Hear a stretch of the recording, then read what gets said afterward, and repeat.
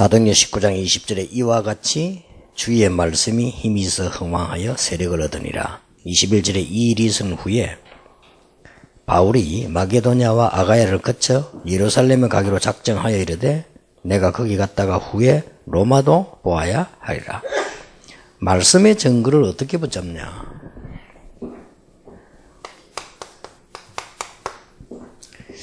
말씀의 증거를 바로 붙잡아야 응답을 받는데 말씀의 증거를 어떻게 붙잡냐? 첫째로는 메시지가 아니고 메신저입니다. 이 메신저를 통해서 증거를 먼저 붙잡아야 됩니다. 그렇게 해야만 그게 제대로 응답이 되고요. 그 다음에 미래를 놓고 그 메시지를 딱 붙잡아야 돼요. 그래야 안전하죠. 그 다음에 세 번째 것이 아무리 여러분 메시지 들어도 다 적어도 전체적으로는 남습니다. 결국은 은혜는 남고 이제 영적 성장도 되고 다 되는데 구체적인 증거를 못 잡는단 말이에요. 그래서 구체적인 증거를 붙잡는 방법이 그 메시지를 들으면서 기도하면서 내가 요걸 오늘 해야 되겠다. 이렇게 증거를 붙잡아야 됩니다. 그래야만 제대로 응답을 받습니다. 메신저가 설교를 하는데 본문이 뭐라고 말씀하시냐를 자세히 봐야 됩니다. 메신저가 해석을 잘못할 수도 있습니다. 또 메신저가 오버할 수도 있고요. 또 목사님인 경우 괜찮은데 일반 사람들이 할 때는 신학적으로 안 맞을 수도 있습니다. 그렇기 때문에 여러분들이 메시지를 들을 때 본문을 착실하게 이해를 해야 됩니다. 그게 가장 증거로 붙잡는 그게 되죠. 그 다음에 메신저가 메시지를 할 때 많은 그 시간표에 관한 걸 붙잡아야 돼요. 메신저가 동기를 가지고 말할 수도 있습니다. 그렇지 않습니까? 사람이기 때문에. 그래서 언제든지 그 메시지 들때 내가 그 시간표를 나는 이렇게 해야 되겠다. 혹 시간이 나면 늘 목사님 가까이서 기도도 해드리고 조언도 해도 되고요. 또 이제 여러분이 직접 동료 같으면 말하기 쉽고 이렇게 시간표에 대한 이런 것이 가장 중요한 포럼이 됩니다. 예를 들어서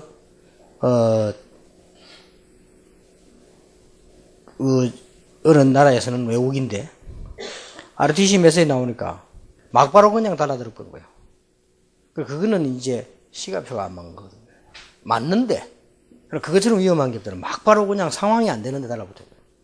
이리 되지니까 국가와 공무원 전체 다가 신임이 떨어지는 나중에 이런 문제 나옵니다. 그럴 때는 시간표를 얘기도 해주고 포럼도 하고 내가 붙잡는 이런 것이 굉장히 중요합니다.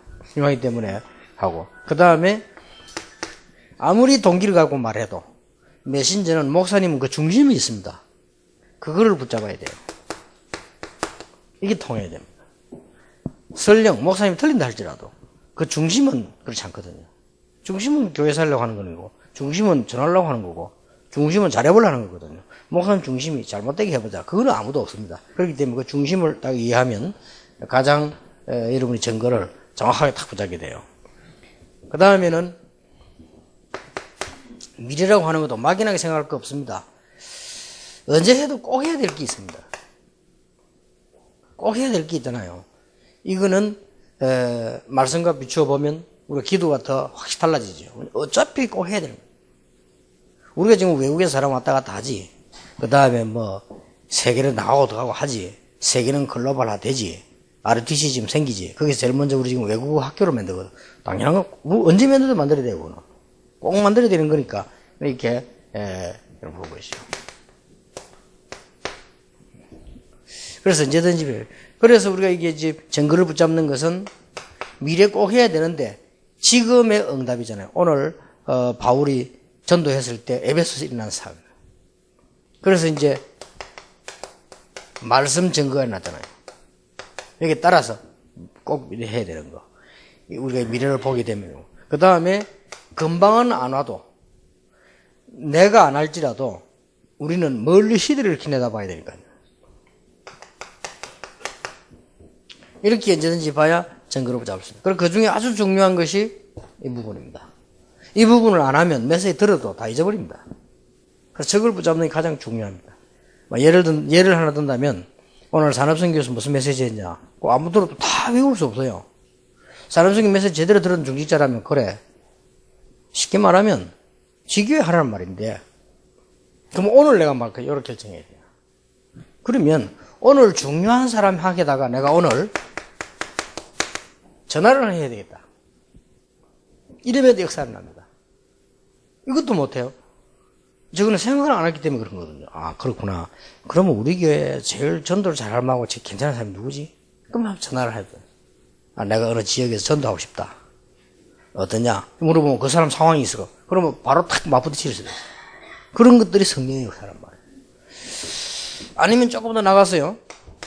이 전화라고 하는 것은 연락을 말하는 거지만은, 아, 내가 이렇게 좀 만남을 해봐야 되겠다. 이는 더 구체적이죠. 더 좋은 실정입니다. 전화를 했다가 만나라고 합니다. 이렇게만 해도 역사를 나와요. 요것도 안 하거든요. 그래서 더 중요한 거는 이제는, 아, 그러면 내가 오늘 현장 한번 가봐야 되겠다.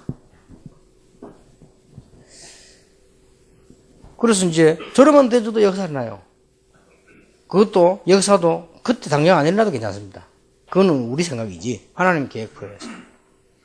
그럼 예를 든다면 제가 이상하게 딴 데는 문이 다 열리는데 옛날에 내가 전도를 다닐 때 동아대학만 안 열려요. 그래서 내가 혼자 들어간 겁니다. 다른 데만 다 열리는데 동아대학만 안 열려요. 부산대, 뭐 경성대, 뭐 쫙 전부 다 열리는데 동아대학만 안 열려요. 혼자 간 겁니다. 혼자 언제 갔냐? 학생들 제일 많이 끄는 날 딱 생각나더라고요. 거기 가서 제가 한 일주일에 한 번이니까 사실은 매번 안 되죠. 그래도 석 달을 더 간 거예요. 석 달을 해본들 일주일에 한 번 가기 때문에 열 몇 번밖에 안 된단 말이에요. 그래서 들어갔는데 어떤 중요한 사람 만났단 말이에요. 중요한 사람한테 이 사람하고 같이 전도운동에 나가요. 그런 열매가 많이 났거든요. 근데 결과적으로 어떤 열매가 났냐? 그런 열매 가운데 오늘 우리 학교 만든 이사로 온 박은주 교수 같은 사람, 동아대 교수. 우리 학교 만드는데 교사 자격증 있는 사람이라 이사가 될 수 있어요. 근데 일부러 불렀는데. 그 사람들은 어느 정도 영혼이냐. 부산 사람이 우리가 언제든지 부르면 오라, 얼마든지 오가고 하는 사람들이에요. 그 뭐, 이유도 묻지도 않은 사람들이에요. 우리 일이라 하면. 그래서 교수인데, 그럼 그냥 교수가 아니에요. 동아대학에 오나요. 그 정세희 교수 부인이거든. 정세희 교수는 창립자 정 총장 많이 돌아가셨죠. 그게 조카 아닙니까? 가족. 그렇게 쉽게 말하면 학교 대 잘 알고 있어요. 학교 문제가 뭐다, 학교 어려움이 뭐다, 비리가 뭐다, 뭐 이거 싹 다 알고 있는 사람. 운영자인데 뭐. 그래서 일부러 우리가 이사를 나온 거예요. 그럼 저 사람도 학교 운영할 때 애로사항 뭐다, 어디 뭐 헌하지 뭐 평생을 그걸 했는데. 그러니까 이렇게 열매가 나다. 그러면 내가 동아대학에 한번 가야 되겠다 하면 이게 하나님의 역사지 어떻게 내가 가겠어요. 그때는 그럴 수밖에 없는 게 이 계획 속에 늘 부산 시내 학교와 부산 시내 대학과 공장을 다 가야 된다. 이 마음을 늘 가지고 있었기 때문에 하필이면 동아대학만 딱 안 되니까 내가 그럴 수밖에 없단 말이에요. 그래서 동아대학 가기 쉬운 이유가 있어요. 동아대학 밑에 그때 무슨 외국인들 모이는 학원이 있었는데 그걸 내가 간 거예요. 그걸 간 거면 시간 나잖아요. 딱 비고 와서 동아대학을 들어가고 쉽게 들어가는 겁니다. 이렇게 들어가서 더 쉬운 게 동아대학 안에 들어가면 식사하기 좋아요. 싸고 식사도 하고 이런 식으로. 거리만 실천했는데도 동아대학 안에 열매 많이 났습니다. 교수들 많이 됐고요. 그런 중에서 저런 사람도 우리인데 쉽게 말하면 도움되는 사람도 온다 이게. 이렇게 역사를 하는 거예요. 그럼 앞으로 이제 일어난 일이 어떤지 할지 몰라요. 그래서 더 웃기는 거는 그 남편이 제일 반대했거든, 교회. 그 집은 완전 불교 집안이야. 그 남편 집안이. 근데 남편이 반대하고 심지어 다락방 한다니 그것도 뭐 교수들이 머리 빠르잖아요. 뭐 다락방 뭐 있으면 소문 이상하다 뭐 방해하고. 근데 그 사람이 지금 제일 핵심 멤버입니다. 그 정세희 교수가. 이 사람이 부인 때문에 늘 뭐 하더니 미국 가가지고 다락방 가고요. 늘 다락방 반대했는데 어느 정도 반대했냐. 부인하고 딱 니대로 살아라 내대로 살아라. 이 정도였다. 심각하잖아요. 그런데 미국 가서 완전 영혼됐잖아요. 그러니까 이번에 임마누엘 부산교회 안수집사 됐잖아요. 사람이 어떤 일이 날지 모른다 뒤에. 우리가 무슨 뭐 이상한 인본주의만 안 쓰면 하나님이 정확하게 다 인도하신다. 좀 이런 제자들이 많이 있습니다. 그래서 문제는 이 실천한다는 말이 무조건 실천주의자가 아닙니다. 우리가 하나님의 말씀에 대한 실제적인 순종을 하는 거죠. 우리가 이렇게 작은 거 열애만 해도 됩니다. 이런 사람 여러분 교회는 10명 있다. 교회 살겠어요, 안 살겠어요?